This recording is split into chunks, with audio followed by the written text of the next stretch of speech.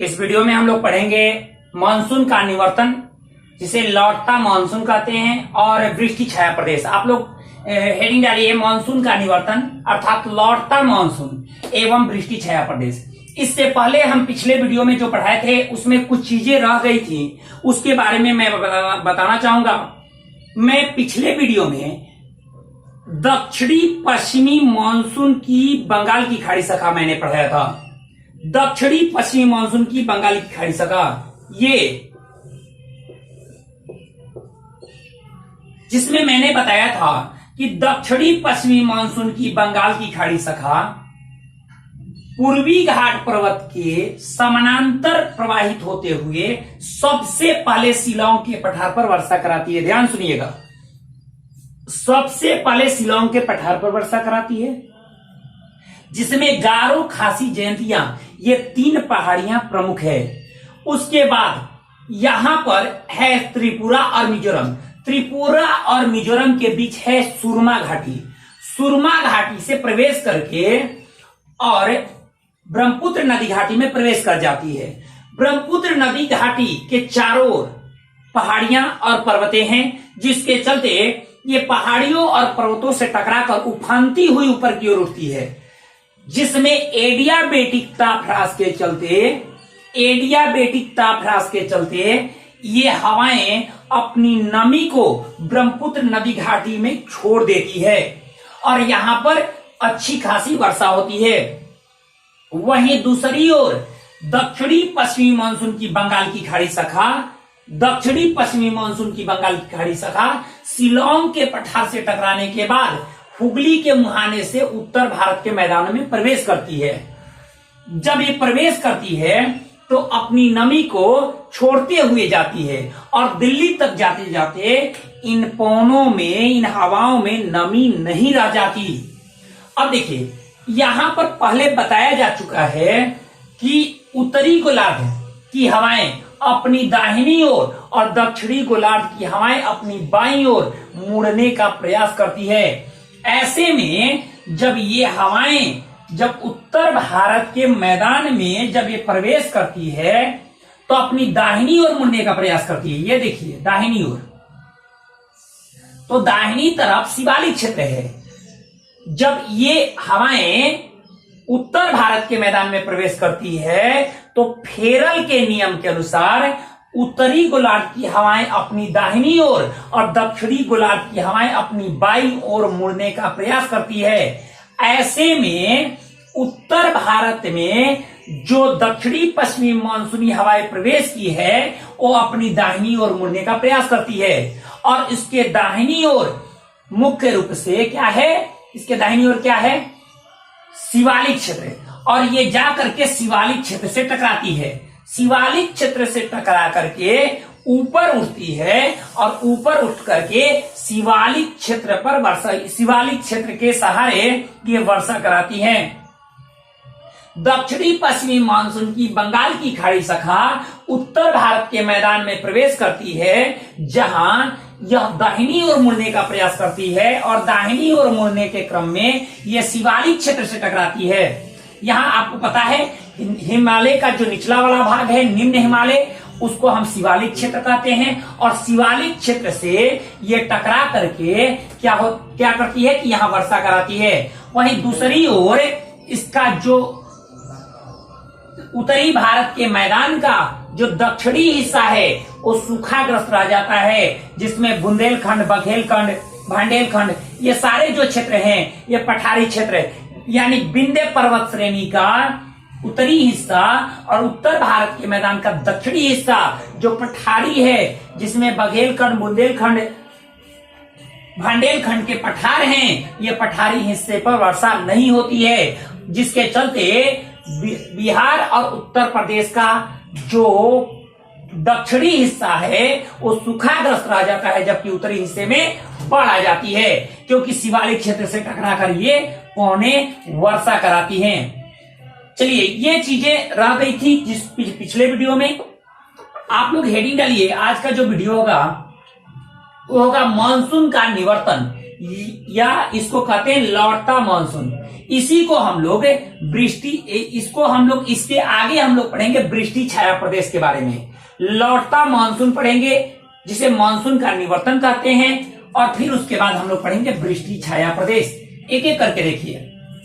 चलिए, इस चीज को हम लोग जानते हैं कि भारत में जब स्थिति क्या है, सूर्य 22 मार्च को कहां पहुंचा, विषुवत रेखा पर। 22 मार्च के बाद सूर्य उत्तरायण होने लगता है, मतलब उत्तरी गोलार्ध में प्रवेश करता है। उत्तरी गोलार्ध में प्रवेश करता है और 21 जून तक कर्क रेखा पर पहुंच जाता है। सूर्य की स्थिति 21 जून तक कर्क रेखा पर होती है। भारत से होकर कर्क रेखा भारत के बीचों बीच गुजरती है। ऐसे में कर्क रेखा पर स्थित है भारत। स्थिति ये आती है कि यहाँ 1 जून को मानसून कहाँ टकराता है, केरल के मलवा तट पर, और टकराने के बाद पूरे देश में जुलाई के तीसरे सप्ताह तक सक्रिय हो जाता है।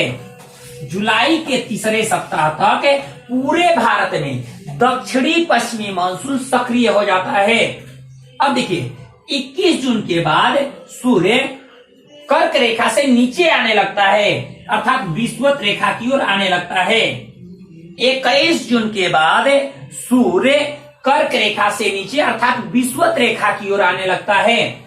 ऐसे में ITCZ क्षेत्र, जैसे जैसे सूर्य कर्क रेखा से नीचे आना शुरू होता है, वैसे वैसे ITCZ क्षेत्र भी खिसकने लगता है। यानी ये पश्चिमोत्तर भारत को छोड़ करके नीचे दक्षिण की ओर आने लगता है। ध्यान रखिएगा, 21 जून के बाद सूर्य विषुवत रेखा की ओर आने लगता है। ऐसी स्थिति में ITCZ क्षेत्र भी कर्क रेखा को छोड़कर विषुवत रेखा की ओर चल देता है। यानी ITCZ क्षेत्र भी दक्षिण की ओर विषुवत रेखा की ओर खिसकने लगता है। ITCZ क्षेत्र के दक्षिण की ओर खिसकने के क्रम में ही दक्षिणी पश्चिमी मानसूनी पवनें कमजोर पड़ने लगती हैं। ध्यान रखिएगा, जैसे जैसे ITCZ क्षेत्र दक्षिण की ओर खिसकता है, वैसे वैसे दक्षिणी पश्चिमी मानसूनी पवनें कमजोर पड़ने लगती है। इसके साथ ही वर्षा की मात्रा में भी कमी आने लगती है। इस प्रकार दक्षिणी पश्चिमी मानसूनी पवनों का कमजोर पड़ना ही मानसून का निवर्तन कहलाता है, या इसे लौटता मानसून कहते हैं। ध्यान रखिएगा, दक्षिणी पश्चिमी मानसून का कमजोर पड़ना ही, दक्षिणी पश्चिमी मानसूनी पवनों का कमजोर पड़ना ही मानसून का निवर्तन कहलाता है, या इसे लौटता मानसून कहते हैं। इस चीज को ध्यान रखिएगा। मैं ये बताया कि ऐसा क्यों है। इसलिए है कि 21 जून के बाद सूर्य कहां आने लगा, दक्षिण की ओर आने लगा, यानी विषुवत रेखा की ओर आने लगा, जिससे ITCZ क्षेत्र भी कर्क रेखा से विषुवत की ओर खिसकने लगता है। और ऐसे क्रम में ITCZ जब दक्षिण की ओर खिसकने लगता है, तो ऐसे क्रम में दक्षिणी पश्चिमी मानसूनी पवनें कमजोर पड़ने लगती है, जिससे वर्षा की मात्रा में भी कमी आती है। दक्षिणी पश्चिमी मानसूनी पवनों का कमजोर पड़ना ही मानसून का निवर्तन कहलाता है, या इसे लौटता मानसून कहते हैं। ऐसे हम देखें तो मानसून का निवर्तन 1 सितंबर से शुरू होता है। ऐसे हम देखें तो मानसून का निवर्तन 1 सितंबर से शुरू होता है, और इसकी शुरुआत सबसे पहले राजस्थान से होती है। ध्यान रखिएगा, मानसून का निवर्तन सबसे पहले 1 सितंबर से शुरू होती है, और यह राजस्थान से शुरू होता है। जहां एक तरफ राजस्थान में दक्षिणी पश्चिमी मानसूनी पवनें, दक्षिणी पश्चिमी मानसून देर से पहुंचता है, तो वहीं दक्षिणी पश्चिमी मानसूनी पवनें सबसे पहले राजस्थान से कमजोर पड़नी शुरू हो जाती है। अर्थात राजस्थान में दक्षिणी पश्चिमी मानसूनी पवनों की अवधि सबसे कम होती है। ध्यान रखिएगा, राजस्थान में दक्षिणी पश्चिमी मानसूनी पवनों की अवधि सबसे कमजोर होती है, जिसका कारण यह है कि राजस्थान में दक्षिणी पश्चिमी मानसून देर से पहुंचता है तथा सबसे पहले वहां से हटना शुरू हो जाता है। और कब शुरू होता है? 1 सितंबर से, यानी मानसून का निवर्तन 1 सितंबर से शुरू होता है। अब देखिए, मानसून के निवर्तन काल में ध्यान रखिएगा, अगला लाइन लिखिए। मानसून के निवर्तन काल में सबसे अधिक वर्षा अक्टूबर नवंबर के महीने में पूर्वी तटीय मैदानों में होती है। ध्यान रखिएगा, मानसून के निवर्तन काल में, मानसून जब वापस लौटता है तो मानसून के निवर्तन काल में सबसे अधिक वर्षा अक्टूबर नवंबर के महीने में पूर्वी तटीय मैदानों में होती है। ध्यान रखिएगा, पूर्वी तटीय मैदानों में सर्वाधिक वर्षा होती है मानसून के निवर्तन काल में, अक्टूबर नवंबर के महीने में।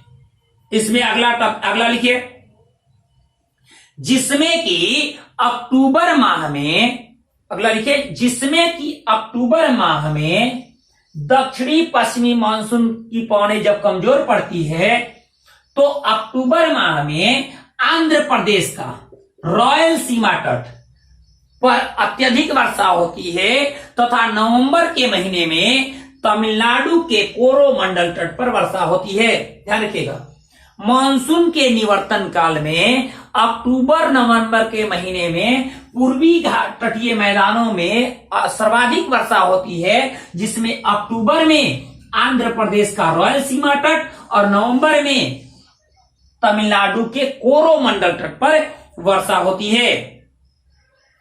अब देखिए, अक्टूबर नवंबर के महीने में पूर्वी तटीय मैदानों में 2 कारणों से वर्षा होती है। ध्यान रखिएगा, अक्टूबर नवंबर महीने में पूर्वी तटीय मैदानों में 2 कारणों से वर्षा होती है, जिसमें पहला कारण यह है कि लौटता हुआ मानसून बंगाल की खाड़ी से नमी ग्रहण करके और क्या पूर्वी तटीय मैदानों में वर्षा कराता है। ध्यान रखिएगा, लौटता हुआ मानसून बंगाल की खाड़ी से नमी ग्रहण करके पूर्वी तटीय मैदानों में वर्षा कराता है। अब देखिए, वहीं जैसे जैसे दक्षिणी पूर्वी मानसून कमजोर पड़ता है, वैसे वैसे उत्तरी पूर्वी मानसूनी पवनें प्रवाहित होने लगती हैं। और उत्तरी पूर्वी मानसूनी पवनें जब प्रवाहित होती है तो उत्तरी पूर्वी मानसूनी पवनों से भी वर्षा होती है।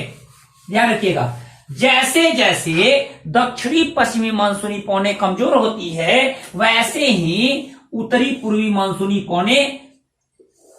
पवनें सक्रिय हो जाती है। और उत्तरी पूर्वी मानसूनी पवनों की वो शाखा जो बंगाल की खाड़ी के ऊपर से होकर गुजरती है, वो बंगाल की खाड़ी से नमी को ग्रहण कर लेती है। और ऐसे में ये उत्तरी पूर्वी मानसूनी पवनें भारत के पूर्वी घाट पर्वत के सहारे पूर्वी घाट पर्वत से टकरा करके पूर्वी तटीय मैदानों में वर्षा कराती हैं। अब देखिए, अगला चीज अगर हम लोग देखें तो सितंबर के अंत तक एक चीज और है, मान लेते हैं ये चीज क्या, ये मानसूनी पवनें कमजोर पड़ रही है, यानी कमजोर पड़ रही है, और ये वाला जो पवनें हैं वो क्या हुआ, वो एक्टिव हो गया, यानी ये मजबूती से आगे बढ़ रही है, जिसके चलते यहां से नमी लेकर यहां पर वर्षा करा रही है। दूसरा चीज कि सितंबर तक जाते जाते जलखंड क्या हो जाता है, गर्म हो जाता है। मैं पहले ही बताया था कि स्थल खंड जलखंड की अपेक्षा जल्दी गर्म होता है, जबकि जलखंड देर से गर्म होता है।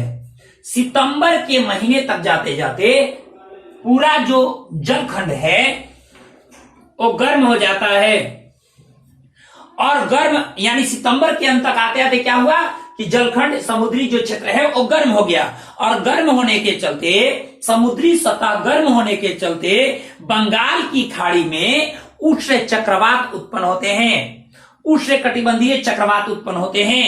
ध्यान रखिएगा, सितंबर महीने के अंत तक जाते जाते जलखंड पूरी तरह गर्म हो जाता है, और समुद्री सतह के गर्म होने के चलते स्थिति क्या होती है, समुद्री सतह के गर्म होने के चलते यहां पर बंगाल की खाड़ी में उष्ण कटिबंधीय चक्रवात उत्पन्न होते हैं, और ये उष्ण कटिबंधीय चक्रवात पूर्वी तटीय मैदानों में वर्षा कराते हैं। ये है आपका मानसून का निवर्तन।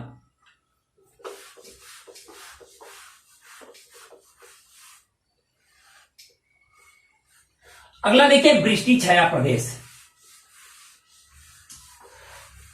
वृष्टि छाया प्रदेश,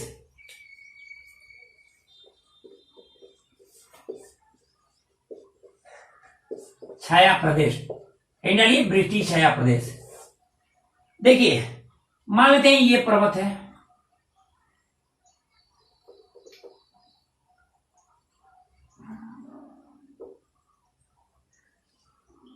ये पर्वत है, तो ये जब पर्वत है यहां से पौने प्रवाहित हो रही है, पौने प्रवाहित हो रही है, प्रवाहित होने के बाद ऊपर उठेगी, ऊपर उठने के बाद यहां वर्षा कराएगी। लेकिन इसके पीछे, इसको कहेंगे जिस पर्वत के जिस ढाल पर पौने टकराती हैं उसको पवन सम्मुख ढाल कहते हैं, पवन सम्मुख ढाल, पवन सम्मुख ढाल, ढाल कहेंगे। ध्यान रखिएगा, पवन सम्मुख ढाल कहेंगे। जबकि इसके पीछे का जो क्षेत्र होता है, जहां पर ये पीछे का हिस्सा होता है, पर्वत के पीछे का, यानी पवन टकरा रही है, मान लेते हैं ये पर्वत के सामने वाला हिस्सा हो गया जहां पवन टकरा रही है, इसके पीछे वाला हिस्सा पवन विमुख ढाल कहलाता है, पवन विमुख ढाल, ढाल कहलाता है। एक पवन सम्मुख ढाल हुआ, पवन विमुख ढाल हुआ। अब देखिए होता क्या है, जैसे कि हम जानते हैं कि महासागरों से चलने वाली मानसूनी पवनें महासागरों से नमी को ग्रहण करके स्थल खंड में प्रवेश करती है। जब ये मानसूनी पवनें सागरीय क्षेत्रों से नमी को लेकर आती है तो स्थल खंड पर पहुंचने के बाद पहाड़ियों से टकराकर ऊपर की ओर उठती है, और पहाड़ियों से टकराकर ऊपर की ओर उठती है, जहां एडियाबेटिक ताप ह्रास के चलते, जहां एडियाबेटिक ताप ह्रास, पहले बता चुके हैं एडियाबेटिक ताप ह्रास क्या है।